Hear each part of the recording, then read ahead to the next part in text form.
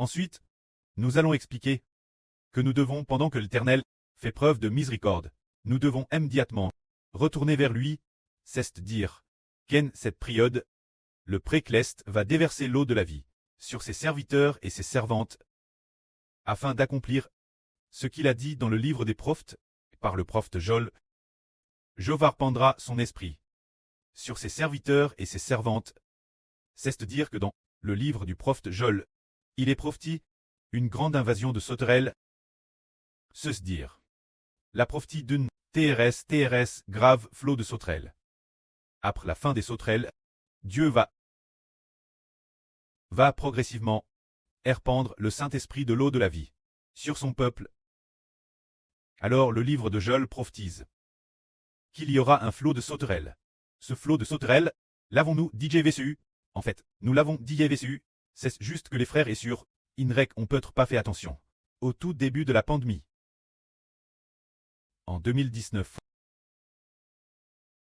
il y a eu une TRS grave invasion de criquets plairins. Cette invasion de criquets plairins, ce qui est étonnant, c'est qu'elle s'est produite en Inde et au Pakistan. C'est ce que la Bible prophétise. Il y aura un TRS grave flot de sauterelles. Et après cela, après ces graves sauterelles, Dieu va, l'Esprit de Dieu, répandre progressivement sur ses serviteurs. En 2019 et 2020, les sauterelles qui sont apparues en Inde et au Pakistan sont appelées criquets plairins. Ce flot a été si grave que ce pays, que l'Inde, utilise des hélicoptères pour éliminer les sauterelles. Mais madame, les hélicoptères n'ont pas pu en venir bout. Les sauterelles étaient vraiment partout couvrant le ciel et la terre. Frère Heber, ce moment-elle, a vu une vidéo époque qui montrait la gravité de ce flot. Il y avait une scène haute. L'on voyait quel point c'était grave. Des tas et des tas de sauterelles. Comment les sauterelles peuvent-elles former des tas? Une fois, on a vu un tas, peut-être un énorme tas, un TRS grand tas de sauterelles, rassemble. Bien SR, ces sauterelles étaient déjà mortes, mais elles formaient un énorme tas. Alors, il y avait un homme qui utilisait une pelle en fer pour ramasser continuellement ces sauterelles, les ramassant sans cesse. Comment a-t-on pu voir autant de sauterelles? Dans une autre vidéo, on voyait un arbre qui ne mesurait peut-être que 10 cm. Peut-être 15 cm de diamètre seulement. Un arbre de seulement 15 cm, mais les sauterelles ont ronde corse. Ensuite, les sauterelles ont complètement recouvert et entourent cet arbre, le faisant paraître gros de 20 ou 30 cm. L'origine, cet arbre ne mesurait que 15 cm, et maintenant il paraissait faire 30 cm. Alors quelqu'un a utilisé une pelle en fer, pelle après pelle, de cet arbre, pour faire tomber ces criquets. Et ces criquets, bien qu'ils soient encore vivants, ils continuent de ramper sans s'en aller, pelle après pelle. On a vu que l'invasion de criquets était très grave, au point qu'en 2019 et 2020, l'Inde a connu une invasion de criquets extrêmement grave. Alors à l'époque, il y avait une expression populaire, disant que les Indiens n'avaient pas peur de pas peur de la pandémie, pas peur de cette pandémie, pas peur de cette peste, mais qu'ils craignaient plus les criquets, c'était extrêmement grave. Alors, cette invasion de criquets, survenue en Inde et au Pakistan, c'est la prophétie biblique. Celle prophétise dans le livre de Joël d'une invasion de criquets. C'est-à-dire qu'après la fin de cette invasion, il est prophétisé que le grand jour de l'Éternel arriverait notre époque, c'est-à-dire le grand jour où Dieu détruira l'humanité, qui doit arriver dans cette rue. Mais, avant que le grand jour de l'Éternel n'arrive, Dieu répandra son esprit sur ses serviteurs et ses servantes. Le répandra sur ses serviteurs. C'est-à-dire que Dieu veut que ses serviteurs obtiennent la vie éternelle. Répandant son esprit sur ses serviteurs et ses servantes, les vieillards auront des songes. Et les jeunes gens auront des visions. C'est-à-dire que les vieillards auront des songes. Et les jeunes gens auront des visions. Cela signifie qu'avant le grand jour de l'Éternel, ce jour grand et terrible, n'arrive, tout cela doit se produire. C'est-à-dire que notre époque, un tiers de l'humanité recevra le Saint-Esprit. Un tiers de l'humanité. Sur 3 personnes, il y en aura une qui recevra le Saint-Esprit. Ce sera dans cette rue. C'est pourquoi. Hier, notre sœur Jaowan a reçu une parole disant celui qui baptise du Saint-Esprit et de feu. Tu dois y croire. Ne sois pas indrule, c'est dire que le frère Ashbert va répandre le Saint-Esprit sur un tiers de l'humanité. Ce sera cette époque. C'est pour cela que le précleste a dit, cherchez Jéhovah pendant qu'il se laisse trouver. Cherchez-le pendant qu'il est proche. Invoquez-le. C'est dire que c'est maintenant que Dieu veut nous faire miséricorde, il veut nous accorder sa bénédiction, nous donner sa vie éternelle, nous la donner, c'est dans cette heure que beaucoup de gens recevront cette grâce. Alors Dieu a dit que le méchant abandonne sa voie, et l'homme d'iniquité ses pensées, qu'il retourne l'Éternel, qui aura pitié de lui. Retournez, notre Dieu, car il ne se lasse pas de pardonner. C'est précisément cette époque que Dieu va grandement pardonner les péchés des hommes. Pardonner les péchés des hommes, car le précleste veut travers cette époque obtenir un tiers de l'humanité comme héritage. Il veut obtenir ses enfants spirituels jusqu'un tiers de l'humanité. C'est pourquoi, tant qu'il y a une possibilité de miséricorde, la miséricorde du précleste fera miséricorde jusqu'à un tiers de l'humanité qui recevra la miséricorde de Dieu. Dans ce cas, si le précleste veut nous faire miséricorde, nous devons nous repentir de nos actions, abandonner nos mauvaises voies, et nous recevrons certainement le Saint-Esprit donné par le précleste. Ici, le précleste continue en disant, dit l'Éternel, car mes pensées ne sont pas vos pensées, et mes voix ne sont pas vos voix, ne sont pas non plus mes voix.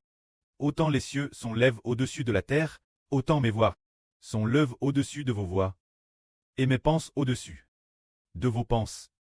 Quelles sont les voix du précleste? Quelles sont les pensées du précleste? Pourquoi les pensées du précleste sont-elles au-dessus de celles des hommes, et les voix du précleste au-dessus de celles des hommes? La pensée du précleste, n'est-ce pas que l'homme prie, mais qu'il ait la vie éternelle? La voix du précleste est de faire en sorte que l'homme croit au nom de Jésus-Christ, et qu'ainsi ses péchés soient pardonnés. La pensée du précleste, c'est la guerre. Ne pas tenir rigueur des péchés des hommes, pardonner tous les péchés commis, une seule condition, que l'homme soit prêt à accepter son Fils Jésus, accepter le salut de notre Seigneur Jésus-Christ, crucifié sur la croix. Alors Dieu pardonne les péchés de l'homme, afin que les péchés commis soient pardonnés. De plus, la pensée de Dieu est que l'homme, par le nom de Jésus-Christ, obtienne le pardon des péchés et la vie éternelle. C'est cela. La pensée de Dieu, c'est cela. La voix de Dieu, puis le précleste dit encore, comme la pluie et la neige, descendent des cieux, et n'y retournent pas, sans avoir arrosé la terre, sondé et fait germer les plantes, donne de la semence au semeur, et du pain celui qui mange. Le précleste dit, la pluie et la neige descendent du ciel, pour arroser la terre, afin que la terre, après avoir été baigne par la pluie, permette ceux qui veulent semer, d'avoir de la nourriture, et ceux qui veulent manger, d'avoir du pain. Ainsi Dieu utilise cette métaphore pour illustrer son salut. Il dit aussi ceci. Ainsi, la parole qui sort de ma bouche ne retourne pas, moi, sans effet, sans avoir exclu ma volonté, et accomplit mes desseins, dans la mission que je lui ai confiée. Elle réussira. Alors, quelle parole du précleste réussira-t-elle certainement? Le précleste dit, la pluie et la neige descendent des cieux, pour arroser la terre, et apporter des bénédictions l'homme, pour que l'homme, après avoir été arrosé, fasse pousser les plantes, fasse grandir les récoltes, pour avoir de la nourriture mangée, et recevoir des bénédictions. Ainsi, la parole de Dieu descend du ciel, depuis les cieux au-delà de l'univers, descend sur la terre. Alors quelle parole de Dieu va s'accomplir? Quelle œuvre de Dieu? C'est la parole du salut de Dieu. La parole de l'Éternel le précleste. C'est le salut, c'est dire l'humanité. Je pardonnerai les péchés de toute l'humanité en je vais par mon Fils, qui donne sa vie, pour expier vos péchés. Pardonnez vos péchés. C'est dire que le précleste veut pardonner les péchés des hommes, afin que l'homme puisse obtenir la vie éternelle. Cette parole va s'accomplir en ceux qui croient. C'est pourquoi le précleste veut accomplir sa volonté. Se dire par le salut, par l'évangile du Seigneur Jésus-Christ. Pardonner les péchés des hommes, par le Fils du Seigneur. Évangile du frère Ashbert. Pardonner les péchés des hommes, pour que ceux qui veulent croire, ceux qui veulent le suivre, reçoivent tous la graisse, tout comme la pluie arrose la terre. Quel que soit l'endroit. La terre de cet endroit, arrose par la pluie, doit faire pousser des cultures, faire pousser des récoltes, faire germer et fructifier les récoltes, pour donner du pain celui qui mange. Ainsi, quiconque a des oreilles pour entendre l'évangile, quiconque est prêt à l'accepter, alors tous seront sauvés, pour que celui qui veut accepter le salut soit sauvé, pour qu'il accomplisse la volonté de Dieu. C'est le salut, qui accomplit la volonté de Dieu, se dire obtenir un tiers de l'humanité comme peuple de Dieu. C'est cela la volonté de Dieu. La pluie descend du ciel, se dire que la pluie descend du ciel, pour accomplir sa tchèche, donner de la nourriture aux gens. Et arroser la terre, la parole de Dieu, descend du ciel, par son Fils. Le frère Ashbert prêchant la vraie, c'est pour obtenir un tiers de l'humanité, pour en faire le peuple lu de Dieu, afin de compenser le tiers des anges du ciel, qui se sont révoltés. C'est cela de Dieu, le salut venu du ciel, qui accomplit sa volonté. Alors le précleste dit, la parole que je prononce ne retourne pas sans effet vers moi, mais elle accomplira ce qui fait mon plaisir, et exécutera ce pourquoi je l'ai envoyé. Elle prospérera certainement. Oui, vous sortirez avec joie. Et vous serez conduits en paix. Les montagnes et les collines clatteront en cris de joie devant vous. Et tous les arbres de la campagne battront des mains. Au lieu de l'épine se lèvera le cypris, au lieu de la ronce, le myrte se lèvera. Au lieu de la ronce, ce sera pour Jovaoun non. Un signe éternel qui ne sera pas détruit. Alors le précleste donne une parabole en disant, le cyprès es verra. Au lieu de l'épine est une préfiguration qui symbolise les méchants. Le cyprès représente les bons, symbolisant les bons. Le myrte représente les bons. La ronce représente les méchants. Il est dit que le cypris s'élevera. Au lieu de la ronce, le myrte es verra. Au lieu de l'épine, c'est dire que le salut de Dieu fera en sorte que ceux qui l'origine étaient comme des pines et des ronces, qui étaient de mauvaises personnes, des gens méchants. L'origine, ils étaient méchants, mais quand le salut de Dieu vient sur eux, ils deviennent de bonnes personnes. C'est comme si l'on disait, eh bien, cette personne, cet endroit, qui ne produisait l'origine que des pines et des ronces, Y voit pousser des myrtes et des cypris. C'est dire que l'origine nous, sans la parole de Dieu, le salut de Dieu, avant qu'il ne vienne nous.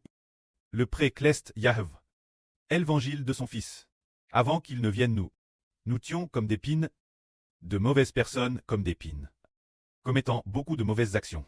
Mais le salut du Seigneur Christ, évangile du Seigneur, avant qu'il n'arrive, et après, eh bien, nous sommes devenus une nouvelle création, devenant comme des cyprès et des myrtes, de bonnes personnes. Cela accomplit exactement ce que Dieu a dit. Le cyprès élevera au lieu, crottera au lieu de l'épine, le myrte crottera au lieu de la ronce. Tout cela est pour le nom de Dieu, afin qu'il soit glorifié. C'est-à-dire que toute l'humanité est comme des méchants, tous des pécheurs, tout comme l'épine et les ronces. Mais la parole de Dieu est descendue du ciel, par ce qui est appelé le soleil, jour et nuit, parce qu'elle fait entendre sa voix. Il y a beaucoup de gens qui étaient l'origine des pines et des ronces, mais qui ont reçu la semence d'une vie nouvelle, ont reçu la semence du myrte, ont reçu la semence du cyprès, et ont grandi en cypris et en myrte. Ce qui signifie que ceux qui étaient l'origine des esprits pécheurs, qui commettaient toutes sortes de méfaits, les enfants du pire des pécheurs, faisant beaucoup de mal, des personnes de grands péchés, mais, parce qu'ils ont accepté le salut, finalement, ceux qui étaient de grands pécheurs, sont devenus des personnes justes et bonnes, devenant du peuple de Dieu et de Christ. C'est ce que Dieu veut dire quand il dit que ses pensées sont au-dessus des pensées de l'homme, que ses voies sont au-dessus des voies de l'homme, les voies de Dieu, les pensées de Dieu, c'est par l'évangile, par le salut, pour changer les gens, devenir une nouvelle création, devenir quelqu'un de l'Esprit Saint. L'origine, l'homme, est un pécheur, mais un tiers des gens ont entendu le salut, sont devenus des personnes justes. C'est le chemin de Dieu, ce sont les pensées de Dieu. Que la gloire soit auprès et au Seigneur. Amen.